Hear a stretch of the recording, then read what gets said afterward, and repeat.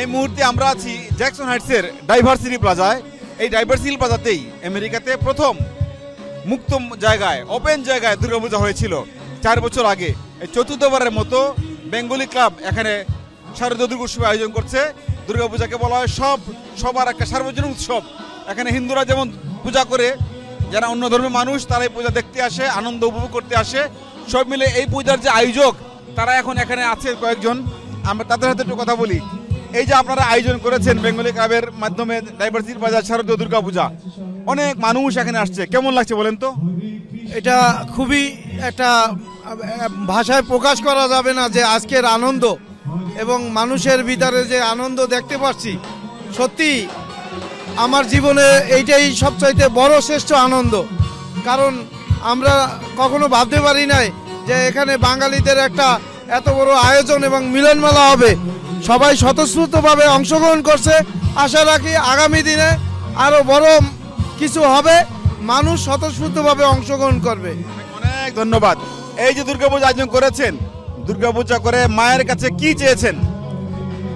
মায়ের কাছে চেয়েছি যে যত অসুর আছে সবাইকে যেন সঠিক পথে নিয়ে আসে, এটাই মায়ের কাছে চেয়েছি।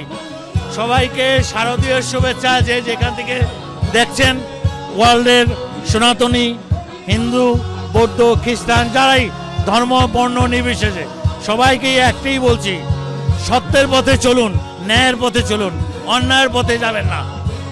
আসুন আমরা শপথ করি এই মায়ের পূজার দিন থেকেই।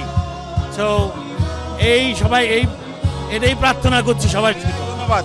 এবারের পূজা খুব সুন্দর আবহাওয়া, অনেক মানুষ আসছে। এই যে আয়োজন করছেন, সার্থকতা কেমন মনে হচ্ছে আপনার কাছে?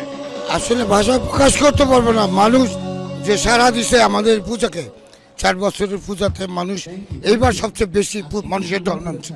আর আমি মার কাছে এটাই প্রার্থনা করি সকল সনাতনীদের এবং বিশ্বের সকল মানুষের কল্যাণ করি।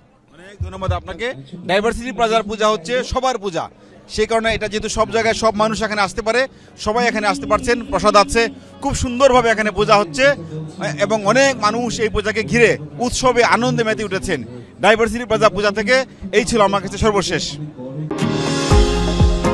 নিউ ইয়র্ক থেকে সম্প্রচারিত TVN 24 টেলিভিশন, বিশ্বজুড়ে বাঙালির কণ্ঠস্বর।